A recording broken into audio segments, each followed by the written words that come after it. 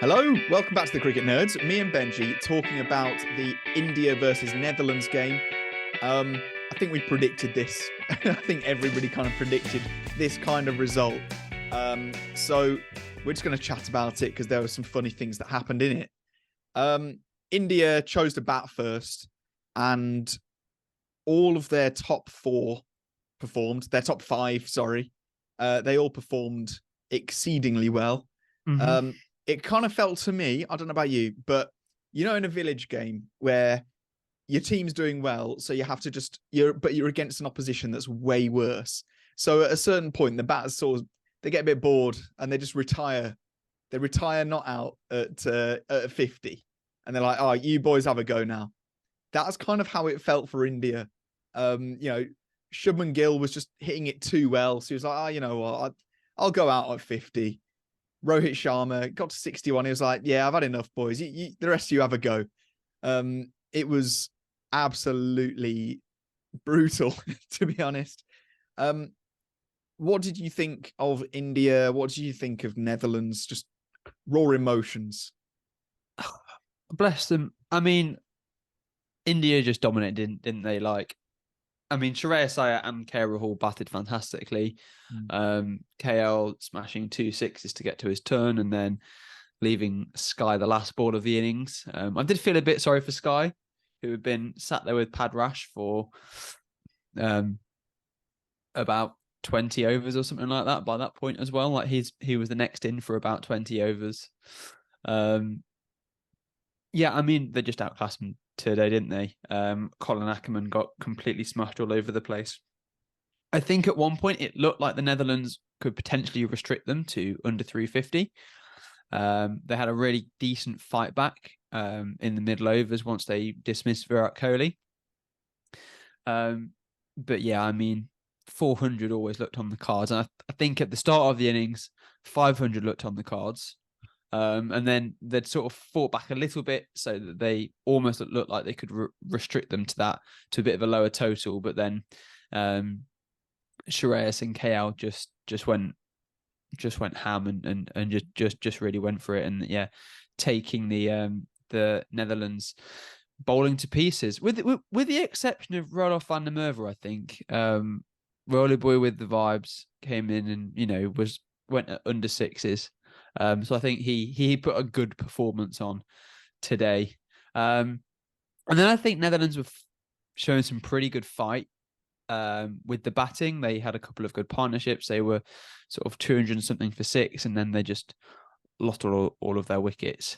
They were 100. No, they were about 140 for 4. Sorry, and then looked like they were constructing something half decent, and then they just all got bowled out, didn't they?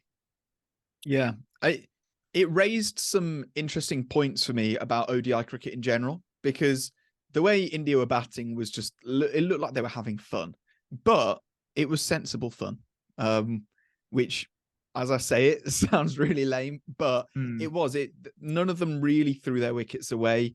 They were playing aggressively, they were playing positively, but none of them were just completely nonchalant with their wickets. Even towards the end, when they were accelerating, the strike rates were still kind of reasonable. Like KL Rahul went at 160. That was good. He definitely accelerated and he was quite quick the whole way through, which is when I think he's at his best. Shreyas Iyer was a bit more reserved. Like, he went at 136, which in ODIs is very good. But this is what it raised for me. In T20s, it's obviously a lot shorter. If the batting team that's batting first is on a good track and they don't capitalize on pretty much every single delivery that they can, and they're on 200 going into the last 2 overs, and if they still don't push on, then there's every chance that the chasing team will get there.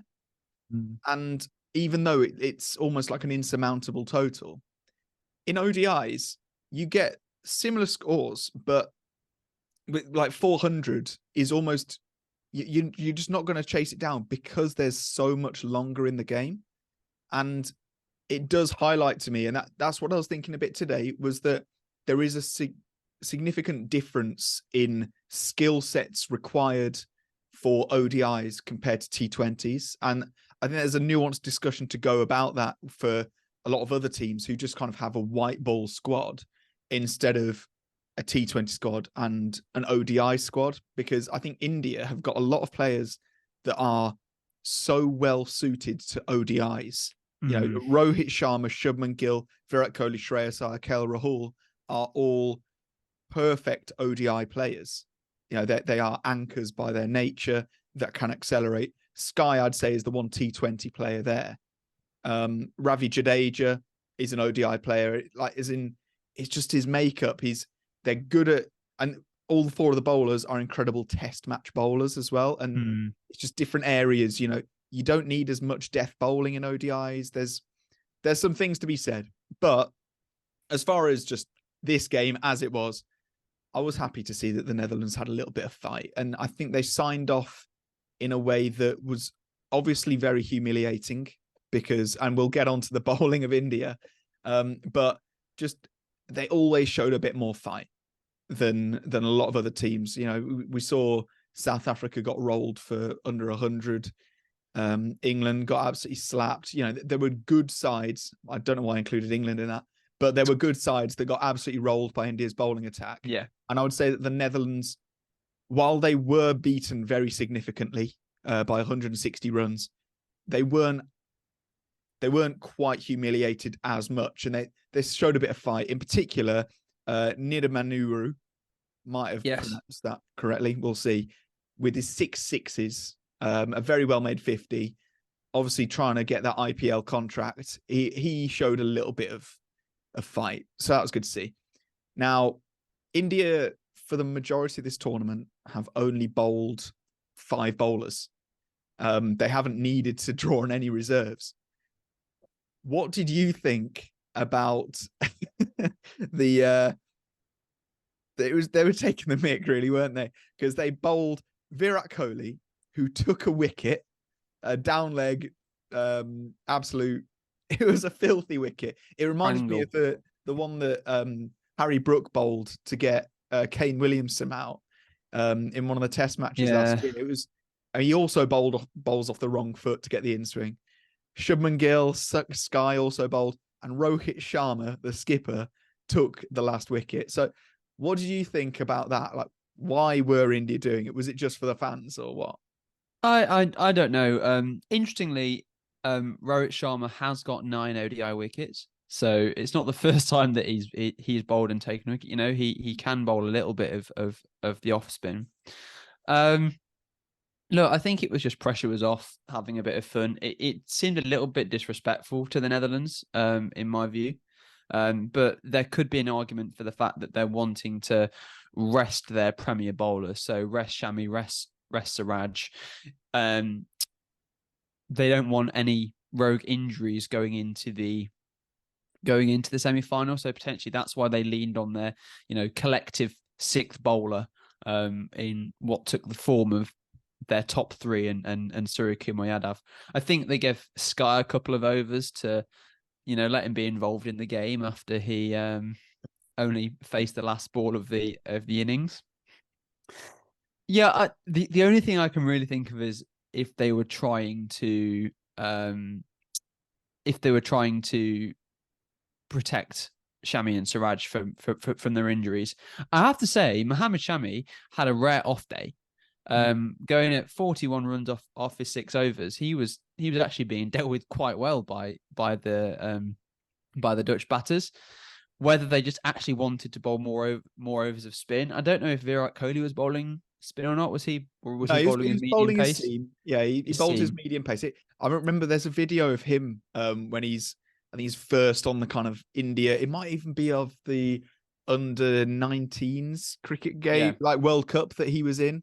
Or under 21s, I can't remember, but it's where he's describing his role, and he's like, Virat Kohli, all-rounder, right arm, fast bowler. And he kind of says it with a little bit of a smirk on his face, and it showed because he was bowling about 60 miles an hour. But I think one factor was that pace off was working. Like you mentioned that Mohammad Shami had a bit of a weird performance, and pace off did seem to be working. And obviously, like Sky wasn't super accurate, but you know, Virat Kohli, he puts it on the spot. You got to hand it to him. And even though the ball that he got Scott Edwards out with was probably his worst ball, he got the best batter out. Like Scott Edwards for me would have before this game. He's been like teetering on the team of the tournament for me in terms of he gets in there. I think he's been so good for the Netherlands over the last couple of years. He's such a good performer. He's a really good captain. Very, very good behind the stumps as well. So yeah, I was impressed with to get them out. It was good. Good. I've been impressed with Scott Edwards the whole time. Been impressed with his captaincy, and yeah. So it was interesting, wasn't it? I think you know, as you said, Sky bowled a couple of overs with his little spin. Maybe they just wanted the pace off, as you say, or they wanted to get some extra spinners in there, or they were just trying to have a bit of fun in their last group game before it really gets serious. So yeah, can't really comment on why they did that. If they want to have a bit of fun, please the fans, then that's absolutely fine. And it's always good when Rohit gets a wicket and when Kohli gets a wicket. It's always good for the fans, isn't it? But yeah, I as we've said, I've been impressed with Netherlands the whole time, and I think they did themselves proud. I'd say they did themselves far prouder than England did. Especially when you've got some of the test play nations that like the likes of West Indies and Ireland, who when even there missed out on this World Cup. So as we said at the very start, the Netherlands have done themselves proud by just being in the World Cup this year, and almost they can leave with their heads held high no matter what the result was. Yeah, absolutely. Just before we move on, well, we haven't got a whole lot to move on to because it was so comprehensive victory. But can anybody actually beat India? Like, are they going to go invincible in this World Cup? If they're going to win, yeah. I can't see them losing. I think it's they've gone 9-0 in this group stage, and they haven't had a close game really. I think the only time where they looked slightly shaky was against England, when England were bowling first, and then with their bowling, they absolutely slapped England around. So yeah, there were no close games. They were incredible the whole time. Agreed. I think India are just going to be. Oh, sorry. I'm still just confused. I'm confused at how they're so good. They've just assembled a perfect squad. Are they just going to go invincible? They must. Well, if they want to win it at this point, they're going to have to go invincible now. They can't lose a match now if they're going to go on to win. I think India are probably going to be a bit too much for New Zealand. Again, oh, excuse me. Again, this is all staying in, isn't it? Yeah. Again, New Zealand have surpassed our expectations in this World Cup. But I think they're just missing a bit of, the extra star factor that India has. When you look at the fact that this is actually not even India's first 11, like Hardik Pandya and Suryakumar Yadav, offering that extra little bit of depth. Just every single player on that India team would be on the team sheet for every other nation. There's not one Kiwi player that would be on India's team sheet with the squad that they have.